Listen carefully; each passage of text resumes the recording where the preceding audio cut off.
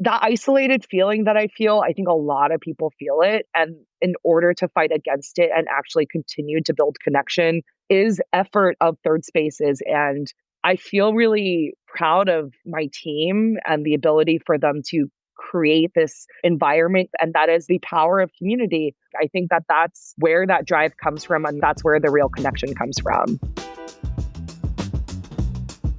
That was Lucy Yu, owner of You and Me Books. And this is Making It Here, a podcast by Epicenter-NYC, where we spotlight the real stories behind entrepreneurs, artists, creators, and business leaders forging their own path. Every week, we dive into the hustle, the setbacks, the small wins that make the big picture possible, and every guest will have something to teach us, because making it here isn't easy. I'm your host today, Epicenter co-founder and publisher Esmitra Khalida.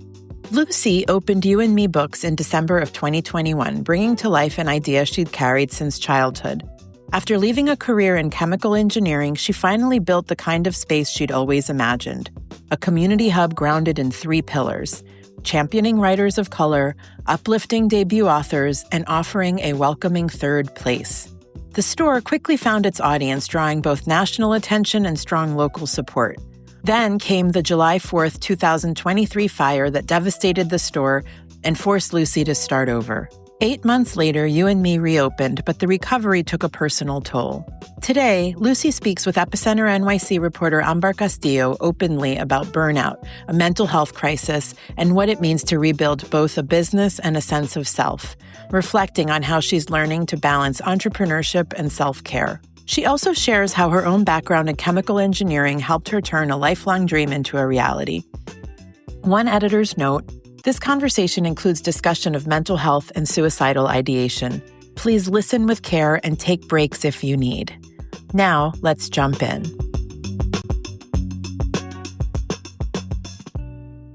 My name is Lucy Yu. My pronouns are she, they, and I am the owner of You and Me Books. So when did you first think about starting a business? I started You and Me Books in December of 2021, but I think I always wanted to do my own thing. The corporate lifestyle is just not really for me.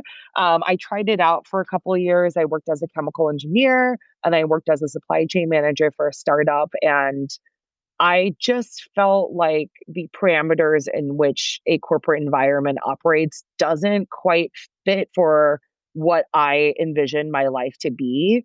I wanted to do something that really inspired me and that I was really passionate about. So that was something you'd thought about for a long time? I think I had wanted to open up a bookstore as long as I remember, since I was a kid, but I really started putting things into action at the beginning of 2021. The pandemic was super hard. I had gone through a lot of grief. I had experienced loss myself, and it was just really difficult to live every day kind of experiencing the loss of so many lives. And it just really prioritized the things that were important to me. And for me, sharing and connecting with people felt so pertinent and even more important after the pandemic. It kind of propelled me to start. So I put together the business plan around January, February of 2021 and opened up the store at the end of the year. Can you speak about maybe some particular books or moments that stuck with you? For me, it was definitely The Kite Runner when I was younger. Reading that book really opened my eyes to a life that I really connected to. I was reading nonstop as a kid. I was a only child. My father was pretty absent and my mom was working a lot. So I had a lot of time on my own. And what I did was I would just go to the neighborhood Barnes and Noble or Border and just spend all day there and read. And I read as many books as I could on those shelves. If you could speak to how your mom also influenced your perspective. I actually am estranged from my mom. So it's kind of a complicated experience. I think especially in Asian American culture, there's a lot of emphasis on filial piety. And so it's difficult to hold both truths. Like, yes, my mother really influenced me in a lot of ways. Obviously, she was my only caretaker. But I recently went through I don't know if this happens with other business owners, but as someone who was very traumatized, I feel like I worked a lot to try to hide that trauma or run away from that trauma. And I pretty much in my life did everything but try to feel sad. Even though I like created such a safe space for other people to feel sad, it was so hard for me. And so I just worked all the time. Like all I did was work. And the fire happened in the store, and I experienced so much grief and loss with the store itself. And I pretty much worked myself into the point where I was burnt out and I had to take a mental health break. I had to check myself into the hospital. And that was kind of my investigation of my own experience with my mother and my own experience with my past, and holding the fact that, yeah, she really pushed me to read and really pushed education on me. And there's a lot of trauma associated with that. And it did propel me to work to build up the store. But now at this stage in the store, my story with my mother and my story with the store has changed a lot. I've changed a lot as a person. I've reevaluated a lot of my relationships and set a lot of boundaries. And that also led me to set a lot of boundaries with rest, which I think is pretty difficult when you own your own business because you're thinking about it all the time. So I think it's really okay that the things that inspire you to open change over time, and your business and yourself can change over time too. Would you be able to talk a little bit about the fire and kind of the recovery or coming back from that? The fire was a really difficult part of my life, and it's really hard for me because it's such a big story with the store, and it's such a big reason why so many people know about the store and know about our story.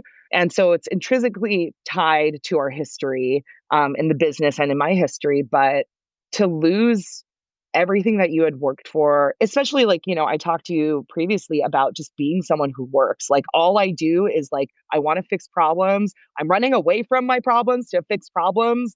And that's how I lived my life. And I just was bulldozing through life, and I was going nonstop, and like I lost everything.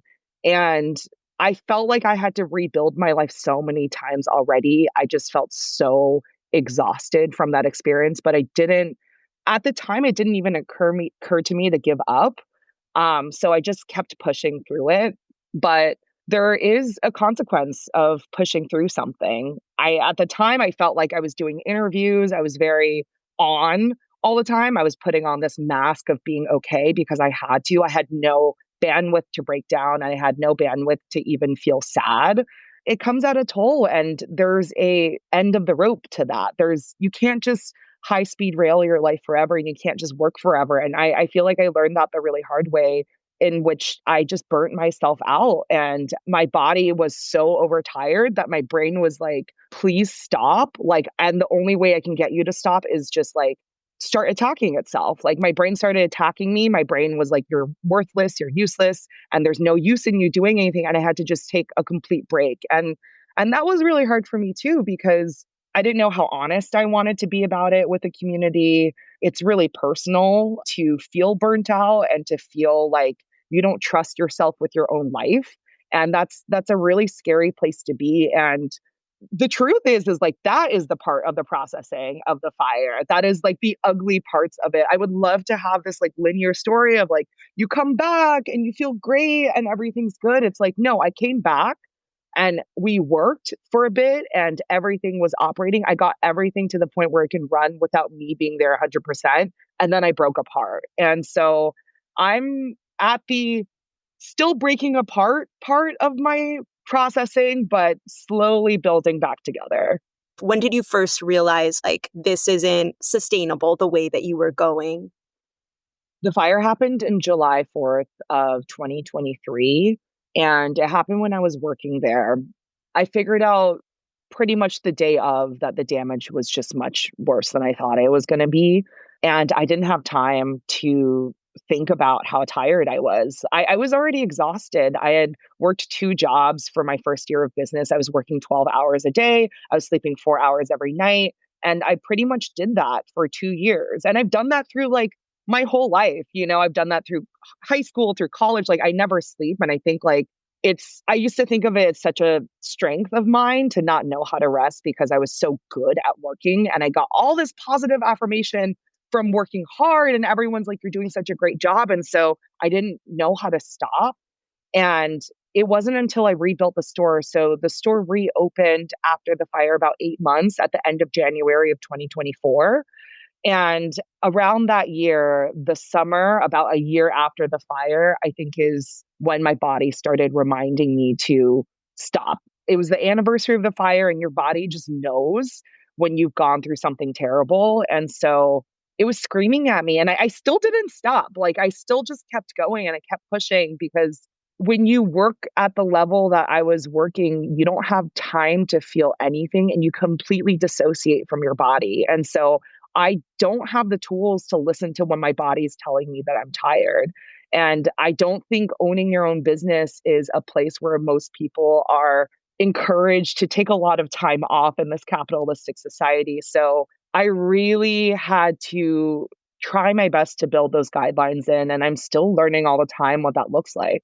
Was there like a moment or maybe something someone said that you were able to internalize and finally take steps towards resting and towards forming those boundaries? I'm going to be so frank and so honest in this interview. And I know this is probably not the positive story that like you were expecting, but I just want to be fully honest.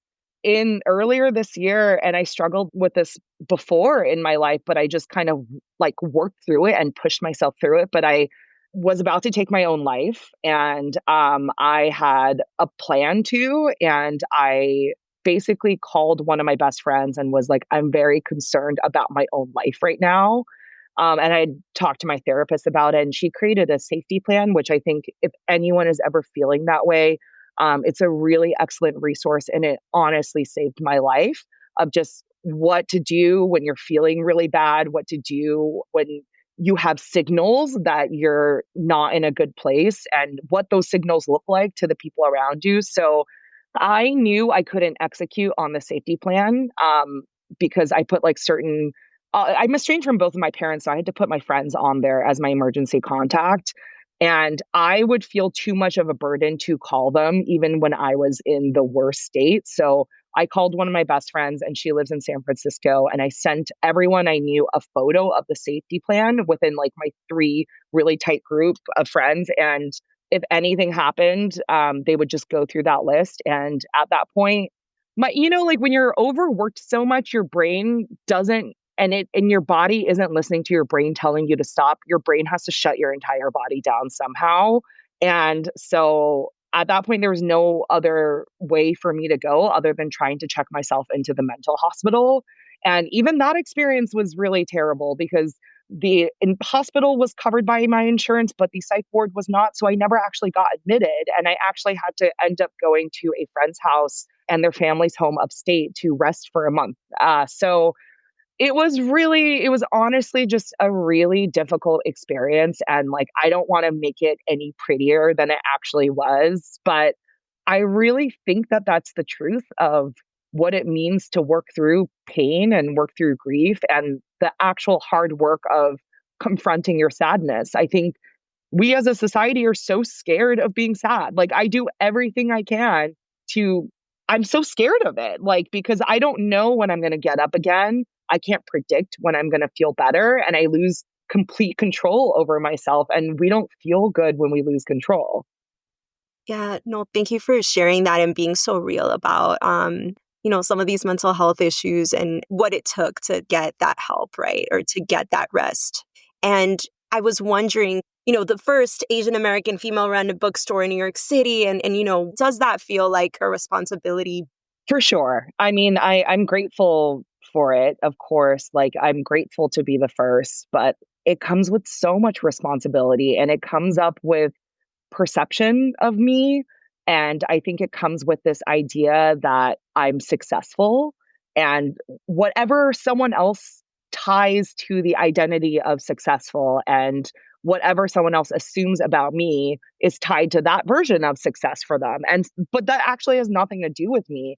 And so because of that, this image and this title and the things that we assign to people completely removes the humanity of the people behind it. Because I'm a person behind that. Like, I don't go every day and wake up and I'm like, you know what? Good morning, Lucy. You're the first female Asian American bookstore owner. Like, that's not like I wake up and I'm like, I don't feel so good, or like I'm a little tired. Like, I think for me, like, status just doesn't matter. Like that hierarchy doesn't really matter to me. If it mattered to me, I'd still be in corporate America.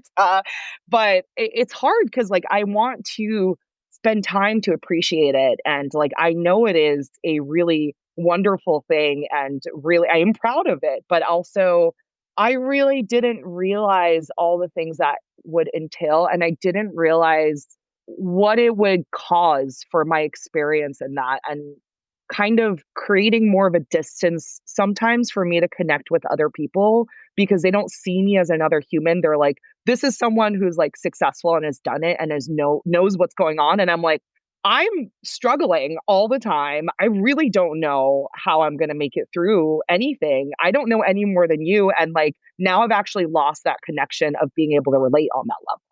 With that being said, are there certain moments that, that still stick in your mind of folks maybe expressing that they feel represented and they feel this safe space? Absolutely. I mean, there like that is my personal experience at times. And also I have a lot of positive experiences. The people on my safety list, the people that saved my life were people I met through the store. They were people that were like customers at some point or someone who was like wanting to show their, but like these are people that I had met in the last couple of years and they became my family. And I wouldn't be alive without them. I really wouldn't. Like they really did save my life. And there's so many stories like that of people feeling connected to the store and people feeling connected to other people. That isolated feeling that I feel, I think a lot of people feel it. And in order to fight against it and actually continue to build connection is effort of third spaces, is the effort of like actually gathering together. And I feel really proud of my team and the ability for them to create this environment, even when I had to take time off myself. And that is like the power of community when people believe in this vision and people believe in a world much better than the world that we're seeing every day on our screens right now. Like, I think that that's where that drive comes from and that's where the real connection comes from. Is there any kind of connection between your background in chemical engineering that helps you do that helps you kind of pay attention to all these different aspects at once? Well, it's really funny because there's a lot of lost chemical engineers out there because you start chemical engineering in college because you think you like chemistry, you think you like math, and then you don't realize like what it is. And what chemical engineering is understanding everything on a deep and simple molecular level, but having the ability to scale that up to a large scale. And so it helps me because it helps me remember that everything is important. And I think that right now it's hard to remember with everything going on in the world and all the things that we're going through. Like sometimes I'm like, what is this about? Like nothing's important, nothing matters. The building blocks of everything is really simple and you can't see it. And it goes so far beyond the seeable. We have to just have the innate understanding that everything in our universe is important. And then to look at that and try to build out the process to make it bigger is, I think, what I did with You and Me books. I had this idea and I understood it at a fundamental molecular level that I wanted to promote writers of color. I wanted to promote debut authors. I wanted to create a third space for community. And those are my three pillars. And I had to build that out slowly to a large scale. I mean, in chemistry terms, large scale production, but like what we produce is connection and art with each other. And there's no formula for that. And I think that's what I love about chemical engineering is like there are a lot of formulas built in, but there's no one way to solve a problem. And so the creativity comes in that scale up and the creativity comes in like, how can we bring real connection and real chemical bonds between people that seem so far away and seem so scattered? Could you give a concrete example of, especially when you were first building out the business, of how that kind of thinking like a chemical engineer and the way that you put it, right, and looking at the whole and kind of understanding relationships with each other, how that helped you? I started the business on an Excel spreadsheet and I was like, okay, like what are the things that I need for the actual operations of the business? I need books, I need rent, I need blah, blah, blah, like all of those things. And I built up to understand financially what that would look like. The other thing I really wanted to build up is community. And I went to so many different bookstores and I went to see so many different events. Like I would go to these like small events at random bookstores in random cities. And I would just try to get an idea of like, what did I feel when I got there? Did I feel welcomed? What would make me feel welcomed? Did I actually talk to someone? Did I want to talk to someone? And if I did want to talk to someone, what was keeping me from doing that? What was the safety parameters that were a barrier for me to actually connect with someone? And so, like, asking those questions, I was like, okay, lighting, you can't have aggressive lighting that makes people feel uncomfortable. You have to have soft, warm music because that makes our nerves just calm down. And you have to not work in a formula. I think that people don't actually connect to a presentation of self. And that is something that we've gotten really used to as a society of like presenting this idea of self. I think the authenticity is actually what people connect to. And how do you get people to feel authentic is like, I think I just had to be my most authentic self to make someone else actually connect with that. And I'm like, that is so hard to do all the time, to be super authentic, to be super vulnerable. But that is something that I knew I had to do to achieve that, to achieve this real community. And that is like the effort on my part is to be who I am and be like very vulnerable all the time, which now I can't get out of it. Like, even, like even in this interview, like, I'd love to just be like, like finish up the business. I'm good. Like, but I can't, like, I can't help it. Like, I just have to be who I am. And building a world around that requires not thinking too far ahead, but preparing for far ahead. So thinking on a one-to-one scale, like I was thinking about every person that came in, how do I build that connection with that one person? I wasn't thinking about building it for like 100 people because I didn't expect 100 people to come in. And I really do think that that's why we succeeded as a business, is like starting really small, starting on a molecular building level and slowly building that out. Was there anything you wish you'd known sooner or done more of at the beginning? I think given the capacity of where I was at the beginning of the business, I don't think I could have done anything differently. But something that I wish I could tell myself is that like the self-hatred that fuels my ability to work so hard is not going to be the fuel that lasts forever. And I will have to change that into self-love. I know this sounds like so like, I don't know, basic or whatever, but like I think that's actually the hardest thing for me to do in this life is to change the fact that I hated myself enough to work that hard, to understanding how to love myself and understanding how to tie my value of a person outside of productivity. And at what point did you start to feel like this is happening, I'm building community, like kind of start seeing progress or thinking of it as progress, thinking like we're making it? Every day is progress. Like I said, every person that comes in the door was how I started. And suddenly 2 people walked in the door. And then the next day, 3 people walked in. And suddenly on the weekends, we were really crowded.